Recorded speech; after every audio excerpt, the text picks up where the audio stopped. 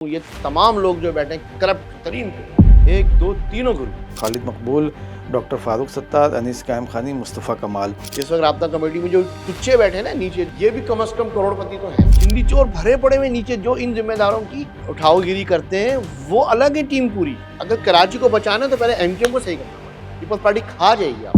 MQM के लोग थे जिन्होंने 22 अगस्त के बाद एमक्यूएम पाकिस्तान बनाई, तो उनकी सियासत वहीं ख़त्म हो गई थी। 2024 के इलेक्शन के बाद जो उनको ताकत मिली है, वो उस ताकत को संभाल नहीं सके। खालिद भाई इंतहाई शरीफ आदमी है, लेकिन इंतहाई बुज़दिल आदमी है, मैं साफ है। ये जो करप्ट टोला बैठा है ना, एक नीचे G8 का ग्रुप है जिसमें करप्ट तरीन गवर्नमेंट ऑफिसर हैं, वो लोग नोच रहे हैं एमक्यूएम को, अंदर से खा रहे हैं। अब अगर इंट्रा पार्टी इलेक्शन होते हैं तो अगर इन लोगों के साथ खालिद भाई सामने आते हैं तो खालिद भाई को नुकसान होगा। अगर दिलों में गुंजाइश नहीं थी तो बेशक अलग अलग ही चलते रहते। एमक्यूएम मुस्तफ़ा कमाल भाई वाली जो है वो अवाम में बहुत मकबूल नहीं हुई थी, इसलिए जितने इलेक्शन है वो हारे हैं। कामरान टेसोरी साहब एमक्यूएम के नाम पे गवर्नर बने थे, एमक्यूएम के एक्चुअल लोग उनको एक्सेप्ट करने के लिए तैयार नहीं थे। ये लोग तो इनकी एक्सेप्टेबिलिटी नहीं है जो एमक्यूएम को दफन करने आए। वो गली कूचों के लड़कों के नाम घुसेड़ने की कोशिश करेंगे, बल्कि एक तो ऑडियो लीक हुई है, वो कह रही फैमिली के भी नाम डाल दो अपनी। हर इलाके में टाउन नाजिम, यूसी नाजिम किसके हैं? जमात इस्लामी के। सड़कें टूटी हुई हैं, गटर उबल रहे हैं, कुत्ते घूम रहे हैं, कोई शोर मचा रहे हैं जमातियों के नाजिम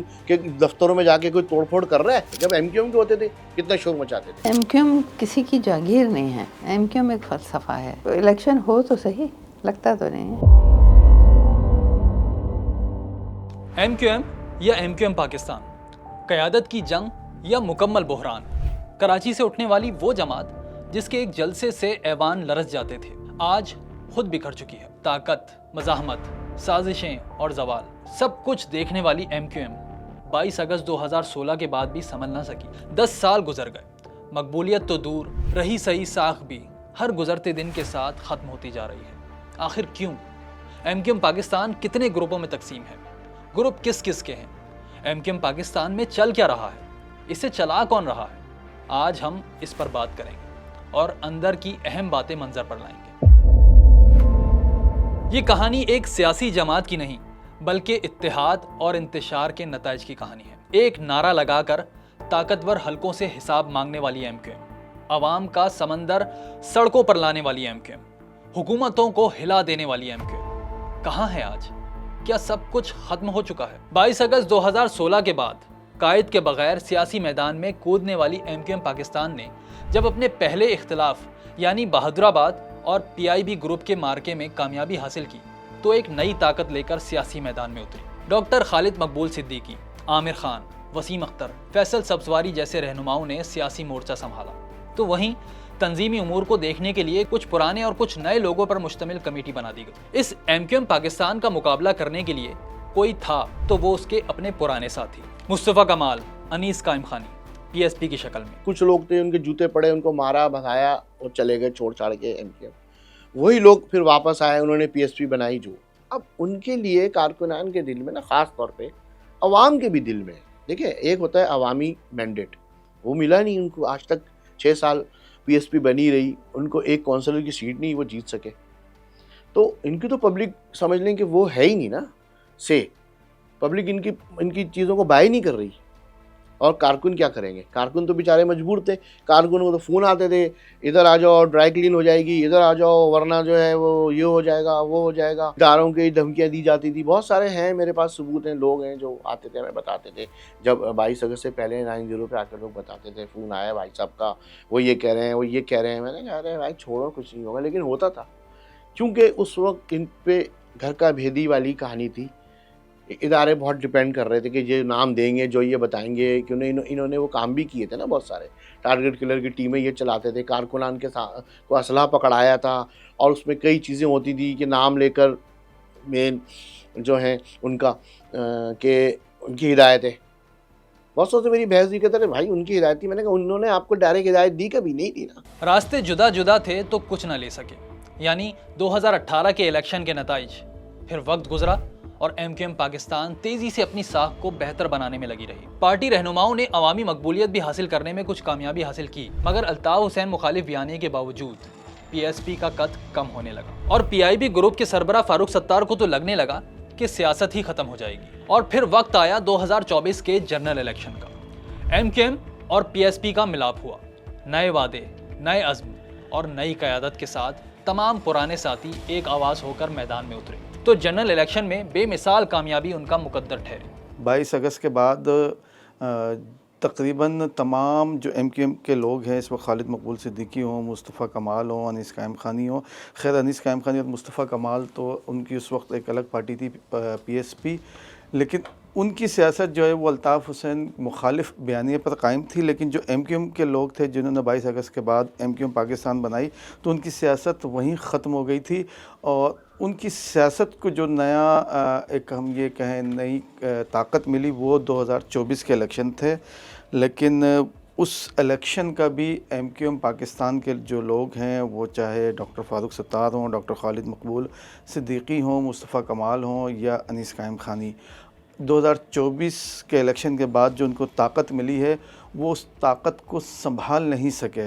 अच्छा, ये एक ऐसी ताकत थी 2024 के इलेक्शन के बाद की कि अगर ये लोग एक होकर एमक्यूएम पाकिस्तान को लेकर आगे चलते तो शायद जो अल्ताफ़ हुसैन का खला था या अल्ताफ़ हुसैन की कमी थी एमक्यूएम की और कराची और सिंध के जो शहरी इलाक़ों की सियासत में 22 अगस्त के बाद महसूस की गई थी, उसको ये तमाम लोग एक प्लेटफॉर्म पर अगर होकर चलते तो ख़त्म कर सकते थे। एमक्यूएम को जब दोबारा इक़्तिदार का मज़ा मिला तो ताकत का नशा भी क़यादत के सर चढ़कर बोलने लगा।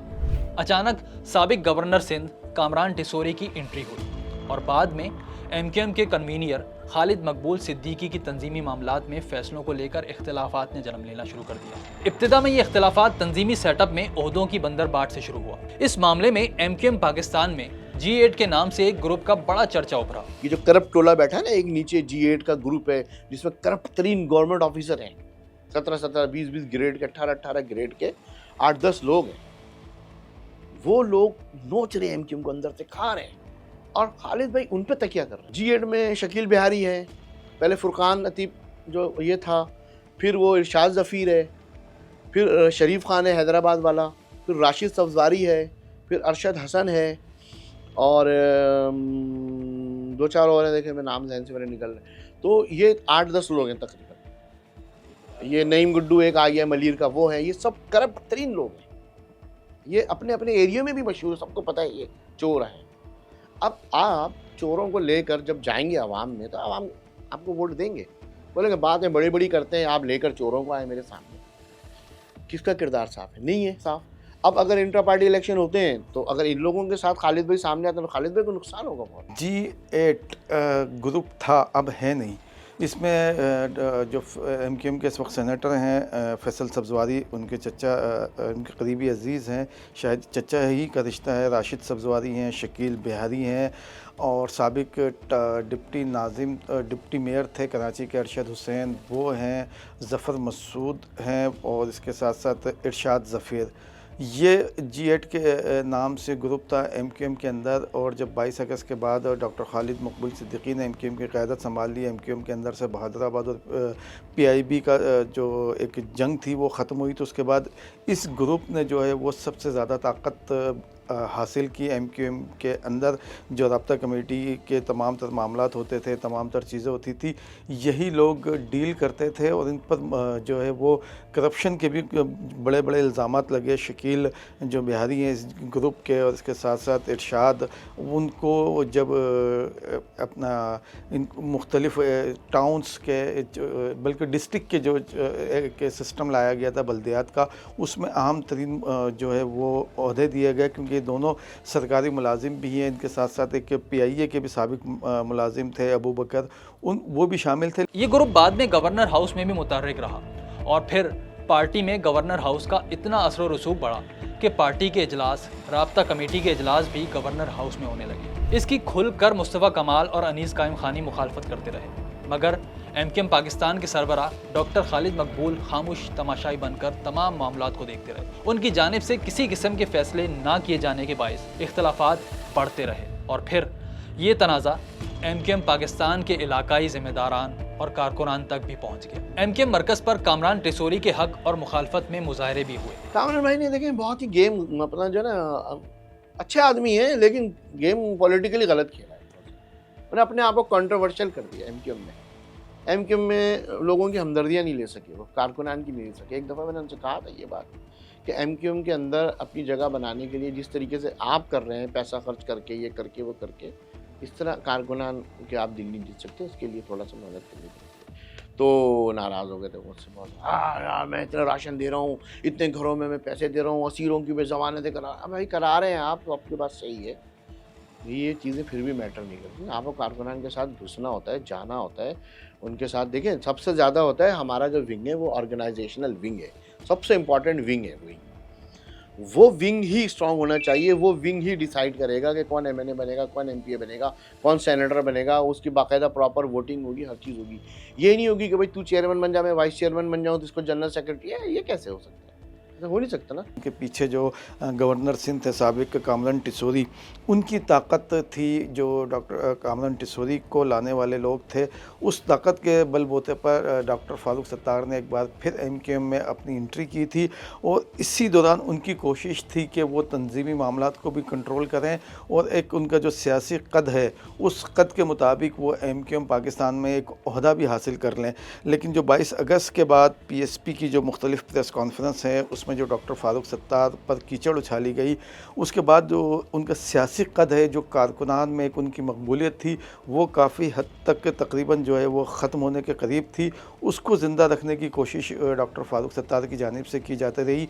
और इसी कोशिश के दौरान डॉक्टर फारूक सत्तार जो है वो जो एमक्यूएम के तंजीमी जो मामलात हैं, जो टाउन सिस्टम है, उसमें चाहते थे कि ज़्यादा से ज़्यादा उनके लोग शामिल हों।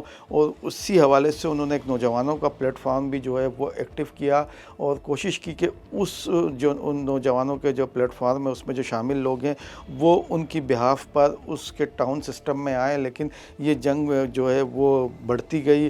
कभी डॉक्टर फारूक सत्तार के लोग उस टाउन में आते तो डॉक्टर खालिद मकबूल सिद्दीकी और अनीस कायम खानी के लोग उनको हटाकर उनको मुअत्तल कर देते थे। इसी तरह जब अनीस कायम खानी के लोग टाउन में ज़िम्मेदारियाँ संभालने के लिए उनका नोटिफिकेशन निकलता तो डॉक्टर खालिद मकबूल सिद्दीकी ग्रुप के जो लोग हैं, जिनमें G8 का भी मैंने जिक्र किया, वो लोग उनके लोगों को ओहदों से हटा दिया करते थे। ताकत पकड़ते पकड़ते दोबारा बिखरने वाली एमक्यूएम ने ताकतवर हलकों की भी मुश्किल आसान कर दी और एमक्यूएम पाकिस्तान के फैसले कहीं और से होने लगे। एमक्यूएम के ज़राए इस पर कहते हैं कि कन्वीनियर खालिद मकबूल से जब भी एमक्यूएम पाकिस्तान के मामले पर या अहम फैसले करने, हुकूमत से मुतालबात बनवाने, पार्टी के तंजीमी स्ट्रक्चर की बहाली की बात की जाती तो उनका मौक़िफ़ होता कि अभी किसी मामले का टाइम नहीं। कई बार तो ये भी सुना गया कि पाकिस्तान की कौन सी ऐसी जमात है जिसके फैसले उसकी जमात के अपने कायदीन करते हैं। तो ऐसी सूरत हाल में एमक्यूएम यानी खालिद मकबूल कैसे फैसले कर सकते हैं? अभी भी ये जो झगड़ा चल रहा है वो यही चल रहा है कि वो अपने अब्बुओं को देख रहे हैं कि अभी हमें किसी तरीके से ये एमक्यूएम दे देंगे। खालिद भाई इंतहाई शरीफ आदमी है, लेकिन इंतहाई बुज़दिल आदमी है, मैं साफ कह रहा हूँ। खालिद भाई में फ़ैसला करने की क़ुव्वत नहीं है। मैं तो यही कहता हूँ इदारों को अब सोच लेना चाहिए कि बहुत नुकसान हो गया है ना। जो मर्जर किया आपने, कोई फ़ायदा नहीं हुआ।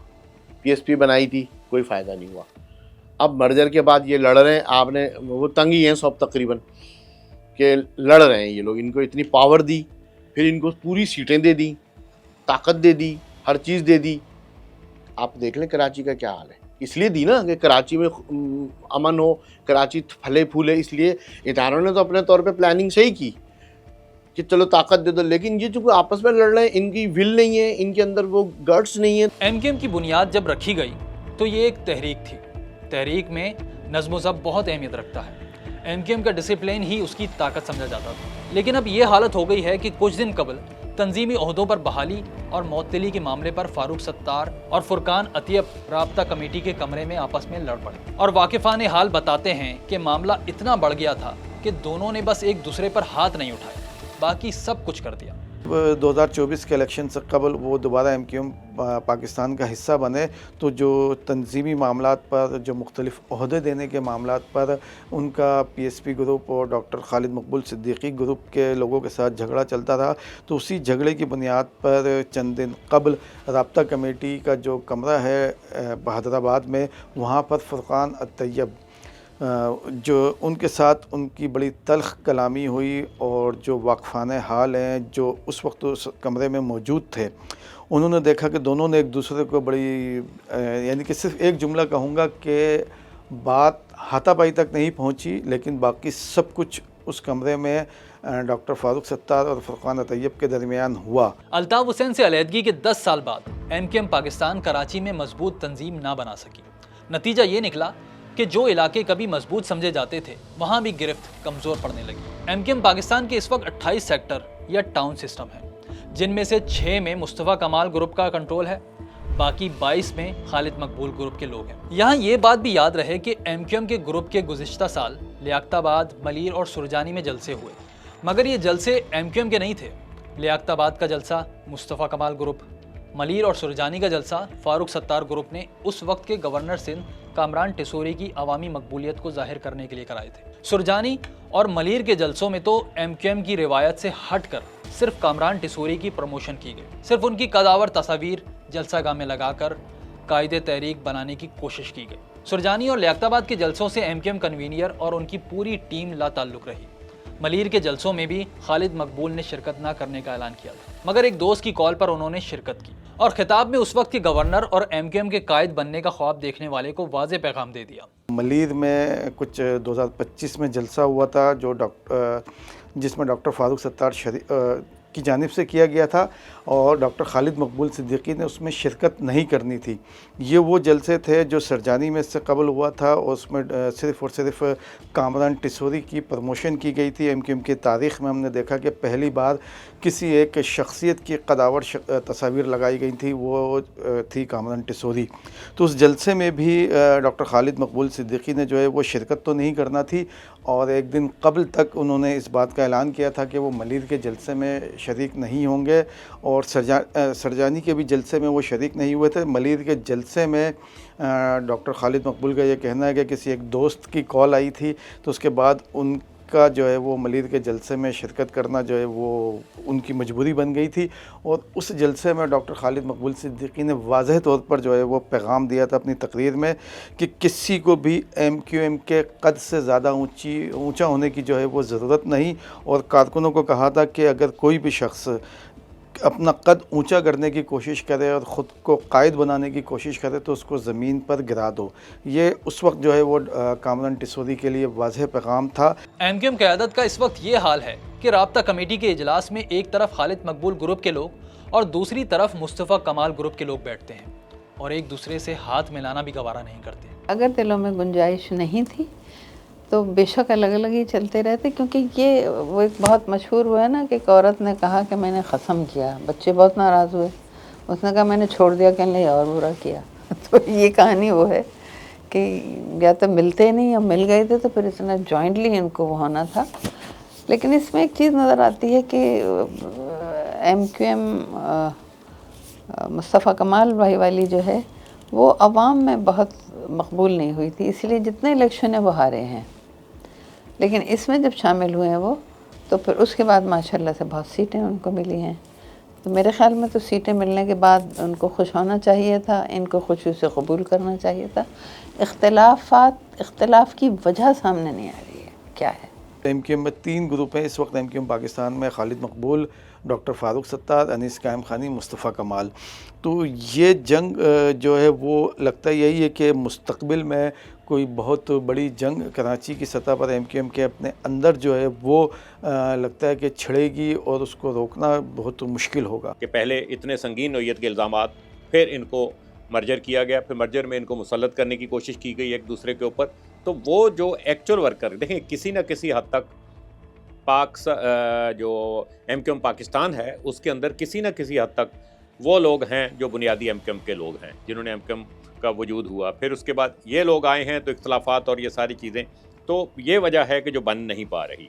अब अगर हम बात करें उस ग्रुप में, एक बात ये भी थी कि देखें ना, जब खालिद मकबूल सिद्दीकी, फारूक सत्तार या दूसरे लीडर, एक लीडरशिप थी एमक्यूएम की, बड़ी मरकज़ी मीटिंगों में होते थे, सब चीज़ में होते थे, और उस वक्त अगर मुस्तफ़ा कमाल जो पीएसपी से इधर आके जम हुए हैं तो ये अगर वहाँ बहुत छोटे ओहदे पे या एक मैं समझता हूँ कि टेलीफोन ऑपरेटर के तौर पर वहाँ पर ड्यूटियाँ करते थे, तो वो एक उनको वो चीज़ भी नज़र आ रही है, भले वो एक दूसरी पार्टी में एक लीडरशिप के तौर पे आए हों। तो ये एक इख्तलाफात की एक और वजह ये भी है। इस वक्त एमक्यूएम पाकिस्तान में सबसे बड़ा मसला इंट्रा पार्टी इलेक्शन का है, क्योंकि ये इलेक्शन ही मुस्तकबिल में एमक्यूएम पाकिस्तान के कायद का फैसला करेगा। ऐसे में खालिद मकबूल हों या मुस्तफ़ा कमाल, दोनों की सपोर्ट के लिए ताकतवर हल्के पोस्ट पर मौजूद हैं। एक ताकतवर शख्सियत ने तो कामरान टिसोरी की रुखसत में किरदार भी अदा किया। पीपल्स पार्टी और नून लीग के करीब ये शख्सियत खालिद मकबूल के साथ खड़ी नजर आती है। देखिए, जो कामरान टिसोरी साहब शायद पाकिस्तान से बाहर ज़्यादा थे, दुबई में ज़्यादा वक्त गुजरा इनका, और इनकी जो सियासत में आने से पहले की जो कुर्बत थी वो मैं समझता हूँ कि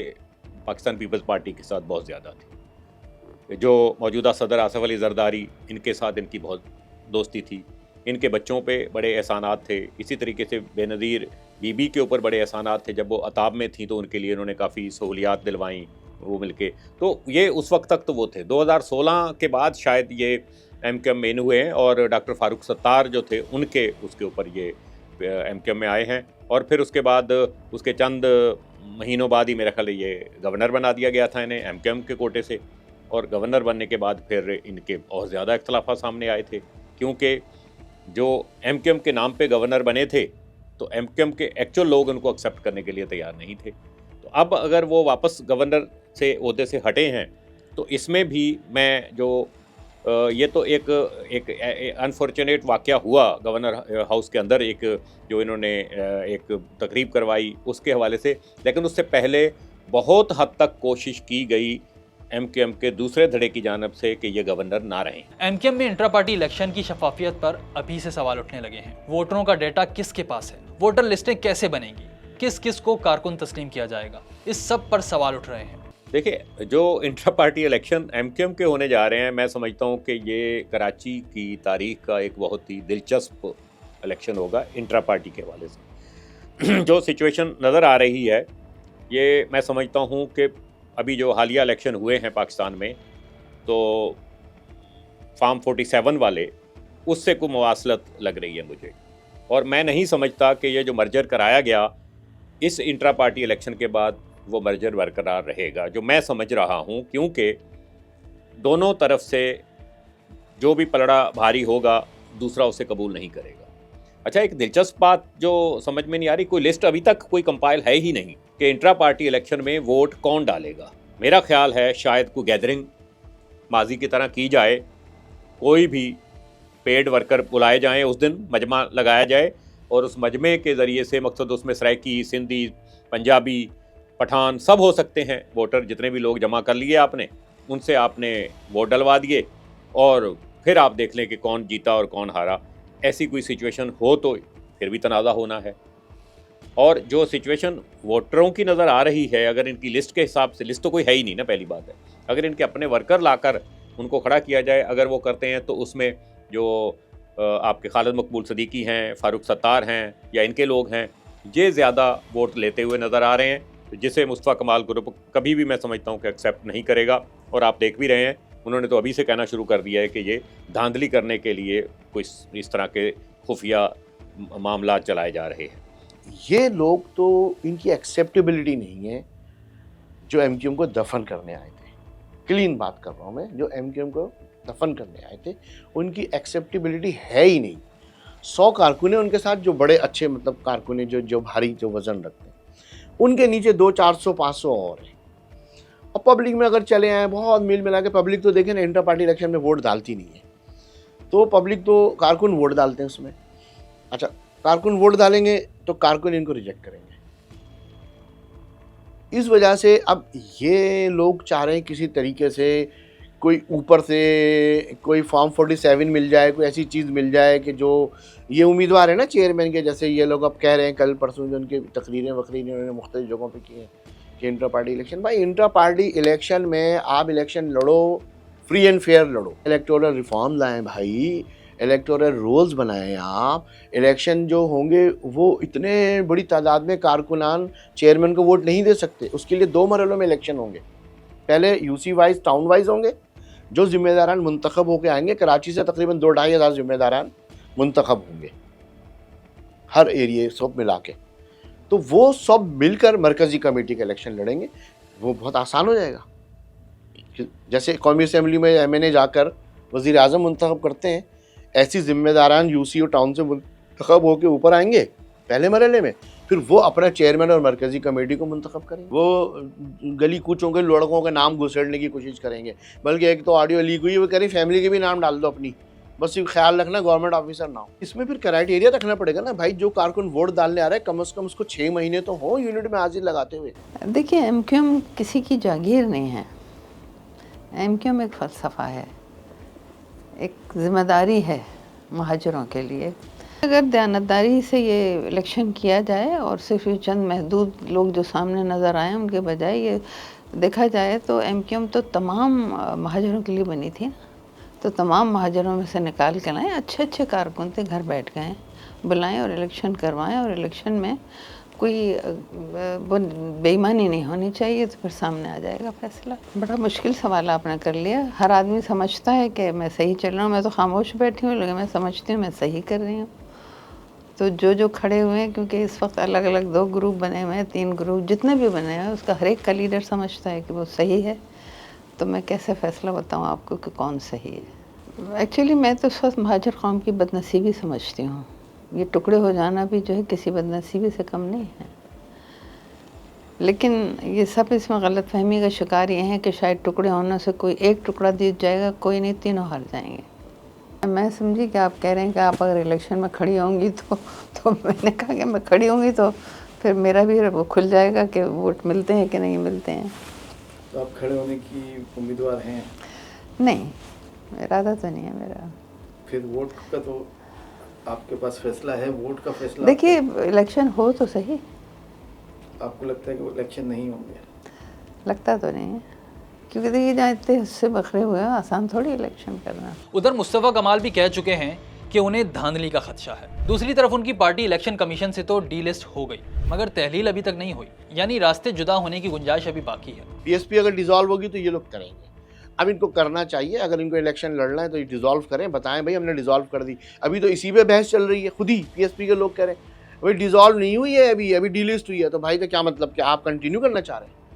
पूछे तो कहीं इनसे ये बात। 2 ग्रुप तो ये है, तीसरा कामरान भाई का है ना। कामरान भाई भी इस वक्त चेयरमैनशिप की लाइन में लगे हुए ना, इलेक्शन होंगे तो वो भी चेयरमैन के इलेक्शन लड़ेंगे ना। अब वो धांधली होगी या फेयर होगा, ये तो जब होगा जब देखा जाएगा। लेकिन फारूक भाई बेचारे रुल गए ना। जब कामरान भाई अगर चेयरमैन बनेंगे, फारूक भाई नहीं बनेंगे। फारूक भाई क्या बनेंगे? Vice chairman. देखिए लीड तो देखें अभी जो सबसे साफ कह लें या थोड़ा सा नॉन कंट्रोवर्शियल कह लें या थोड़ी सी काबिल कबूल जो हैं वो खालिद भाई ही हैं। मैं आज भी ये समझता हूँ। लेकिन खालिद भाई को अब अपने आप को पार्लियामेंट तक महदूद करना पड़ेगा। वफाक से जाएं, बात करें, जो कुछ करें, ऑर्गेनाइजेशन दें हम जैसे लोगों को कि हम ऑर्गेनाइजेशन को सीधा कर दें। और रिजल्ट ना आए तो फिर आप हमसे पूछिएगा। कारकुन होंगे, जमहूरियत होगी, एमक्यूएम होगी, लीडरशिप होगी। खालिद भाई मुंतखब हो जाएंगे, मुझे उम्मीद है। अगर खालिद भाई ये सब एक दफ़ा कर लेंगे, खालिद भाई एक दफ़ा फिर चेयरमैन मुंतखब हो जाएंगे। और मोस्टली 99% लोगों को खालिद भाई के चेयरमैन मुंतखब होने पर, ज़बरदस्ती के नहीं होने पर, शायद एतराज़ ना हो, क्योंकि he is the only one कि जो अभी भी कुछ थोड़ी बहुत उनमें एक रमक बाकी है, तंजीमी, नज़रियाती, गुफ्तगू, हर चीज़ है, लेकिन वो करें तो ना। एमक्यूएम की कहानी और मौजूदा सूरत हाल साबित करती है कि पार्टी की मिसाल जब एक मजबूत मुट्ठी की तरह थी, जिसकी 5 उंगलियां अलग अलग थीं, मगर जब बंद होती तो ताकत बन जाती थी और कारकुन शेर की तरह अपने हुकूक के लिए लड़ते दिखाई देते थे। मगर आज वही जमात अंदरूनी इख्तलाफात, अंदरूनी तकसीम, तंजीमी कमज़ोरियों की वजह से कराची जैसे शहर जहाँ कभी उनका तूती बोलता था, आज गिरफ्त कमज़ोर पड़ चुकी है। वो पार्टी जो हर 2 से 3 साल बाद अपना पूरा पार्टी का निज़ाम तब्दील कर दिया करती थी, 10 साल में कुछ तब्दील नहीं कर सकी। कराची के तंजीमी मामलात 10 साल से फुरकान अतियब के पास है, यानी फुरकान अतियब फारूक सत्तार जैसे शौक की वजह से मुस्तफ़ा कमाल ग्रुप के साथ हैं। एमक्यूएम के एमएनए एमपी उन कामों में लगे हुए हैं जो उनके काम ही नहीं। ये इल्ज़ाम माजी के बड़े बड़े नामों पर भी आया है। मुंह पे कहता हूँ, ब्लंट कहता हूँ, ये तमाम लोग जो बैठे हैं करप्ट तरीन टोला है। 1, 2, तीनों ग्रुप, किसी का भी आप नाम ले लो, मफादात हैं इनके जाती। करने वाले तो यही लोग हैं जो आज बैठे हुए। टारगेट किलिंग, चाइना कटिंग, लूट मार, इदारों में बदनामियाँ, ये वो, ये तो यही टीम है ना जो अभी भी बैठी हुई है। आज भी वही लोग। अमीन उल हक इस वक्त अरबपति आदमी है। अभी नेशनल स्टेडियम के पीछे इन्होंने पता नहीं 84-88 कितने करोड़ का बंगला खरीदा है। अमीन उल हक को मैं जानता हूँ, 88 में जब ये एमएनए बने थे, ये टूटी फूटी मोटरसाइकिल थी 50 पे, ये मेरे घर के सामने से गुजरते थे, मैं वहीं रहता था, अल्लूर में, समनाबाद में। आज इनसे कोई पूछे, किसी में हिम्मत नहीं है कि इनसे खड़े होकर पूछे आप इतने अरबपति कैसे बन गए? कौम तो ककपति हो गई, आप अरबपति कैसे हो गए? अमीन भाई ख्वाजा इज़हार से कोई पूछे कैसे हो गए भाई आप? वो वाली बात, वो जो कहते हैं हमें ऊबर चलाता हूँ, भाई ये सब ड्रामे हैं। ऊबर शूबर चलाते हैं बच्चे, इनके करोड़ों के बिजनेस कर रहे होते हैं दुबई और इंग्लैंड और कनाडा में। लोगों को दिखाने के लिए मैं ऊबर चलाता हूँ, मैं ये चलाता हूँ, ऐसी बातें करते हैं बेवकूफ़ों वाली। कि जो आप नाज़मीन वाज़मीन थे, सारे ठेके इनके अपने होते थे। इनके पास पूछे ना, इनके पास ये 8-8 करोड़ की गाड़ियाँ कहाँ से आईं? ब्लड प्रूफ गाड़ियाँ किसने दी? बंगले कहाँ से आए? कहाँ से आपको पैसा मिला इतना? तो ये सवाल तो सबके सामने। अरबपति तो मैंने बताया जो हैं इस वक्त राब्ता कमेटी में जो टुच्चे बैठे ना नीचे, जो मैंने नाम बताया, ये भी कम से कम करोड़पति तो हैं। गाड़ियाँ हैं, नौकरियाँ हैं, 20-20 ग्रेड, 17-17, 18-18, 19-19 ग्रेड। ये किसी को ऊपर नहीं आने देते, ठेके भी यही लेते हैं, काम भी यही करते हैं। कारकुनान तो बेचारे कमीन हो गए और कोई आवाज़ उठाने वाला है with in the party, with in the राब्ता कमेटी, कोई पूछने वाला नहीं है। भाई ये आपने अभी ये गाड़ी खरीदी है, कितने की खरीदी है, कहाँ से खरीदी है, कहाँ से आया पैसा, कोई तो पूछे। एक ज़माने में शायद आपको याद होगा, फैसल सब्ज़ारी ने गाड़ी खरीदी थी, क्या हुआ था, फारूक भाई ने पूछा था, उसने कहा मैं मुंह पे मारता हूँ गाड़ी आपके। ये चला था ना उस ज़माने में ऐसी बातें। और आज क्या वो अरबपति नहीं है फैसल सब्ज़ारी? पूछे ज़रा, क्या उन्होंने अपनी मिनिस्ट्री में कमाया होगा? पोर्ट एंड शिपिंग, अल्लाह माफ़ करे। देखिए ना, ये तो दुनिया को जो नज़र आने वाली चीज़ें, जो नज़र ना आने वाले, वो बहुत ज़्यादा चिंदी चोर हैं, वो बहुत हैं। चिंदी चोर भरे पड़े हुए नीचे, जो इन जिम्मेदारों की कासालेसी करते हैं और उठावगिरी करते हैं, वो अलग है टीम पूरी, वो भी करोड़पति हैं सब, और यही लोग हावी हैं इनके। मिडिल क्लास जो थे तो वो बाकी शुरफा की जमात थी और इसमें लोग शामिल भी होना शुरू हो गए। लेकिन मैंने वही कहा ना कि जब दायरा वसी होता है ना तो उसमें हर किस्म के लोग होते, तो उसमें ऐसे लोग भी आ गए थे कि जिनके लिए खाना पीना, शैतानियाँ करना, ये सब उनका शुगल था। वो भी मौजूद है। हाँ, अब अनाउंस है, पहले अनाउंस नहीं थे। एमक्यूएम की डूबती कश्ती को सहारा देने के लिए हैदर अब्बास रिजवी को सामने लाया गया, तो एतराज़ के बाइस उनकी सरगर्मियों को महदूद कर दिया गया। एमक्यूएम पाकिस्तान और पीएसपी के इत्तेहाद के बाद किनारा कश होने वाले वसीम अख्तर भी एक बार फिर वापसी की तैयारियों में लगे हुए हैं। मगर लगता है कि एमक्यूएम पाकिस्तान को 2024 के इलेक्शन में जो मैंडेट मिला, चाहे जैसे भी मिला, मगर एमक्यूएम इस मैंडेट का फ़ायदा नहीं उठा सकी। या फिर यूँ कह लें कि एमक्यूएम पाकिस्तान ने सिंध के शहरी इलाकों में अपने जिंदा रहने का गोल्डन चांस ज़ाया कर दिया। अगर कराची को बचाना तो पहले एमक्यूएम को सही करना पड़ेगा। आप अगर ये सोचें कि कराची बच जाएगा, एमक्यूएम भाड़ में डालो, कभी भी नहीं होगा। पीपल्स पार्टी खा जाएगी आप।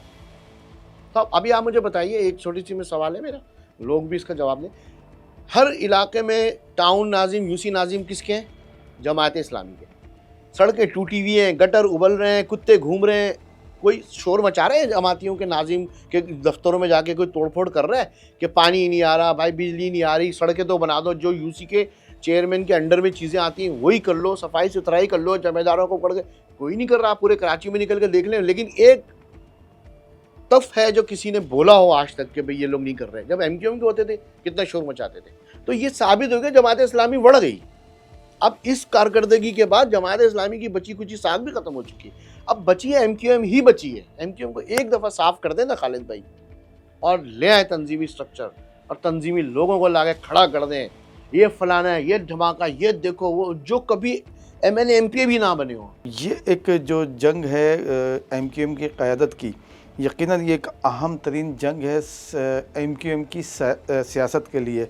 अब जो सूरत हाल है अब उसमें देखना यही है कि कौन जो है वो इस जंग को जीतता है, क्योंकि जो भी इस जंग को जीतेगा वही अब एमक्यूएम पाकिस्तान को लेकर चलेगा। और यकीनन जो लगता तो नहीं है कि एमक्यूएम पाकिस्तान को 2024 के इलेक्शन के बाद फिर से कोई मौका मिले, लेकिन जिस तरीके से बातें की जा रही हैं कि सियासत में कोई लफ्ज़ हर्फ आखिर नहीं होता, तो यकीनन एक चांस मौजूद है कि एमक्यूएम पाकिस्तान जब इन असम्बलियों की मुद्दत पूरी होगी तो उसके बाद जब नए इलेक्शन आएंगे तो उसमें शायद वो ताकतवर हलकों की मजबूरी हो पाकिस्तान पीपल्स पार्टी को सिंध के शहरी इलाकों में टक्कर देने के लिए, तो एक बार फिर उनको मैंडेट जो है वो दिया जा सकता है। लेकिन वो मैंडेट भी मेरा ख़्याल है कि कोई उनको एमक्यूएम को ताकत नहीं बख्शेगा जब तक एमक्यूएम के जो क़यादत है वो एक पेज पर नहीं होती। इन तमाम बातों के पेश नज़र ये सवाल अब अहम हो चुका है कि क्या एमक्यूएम पाकिस्तान माजी की याद बन जाएगी या फिर दोबारा सियासी ताकत बनेगी। मगर ये फैसला एमक्यूएम पाकिस्तान के ग्रुपों की क़यादत को नहीं बल्कि उनके मोहसिनों को करना होगा।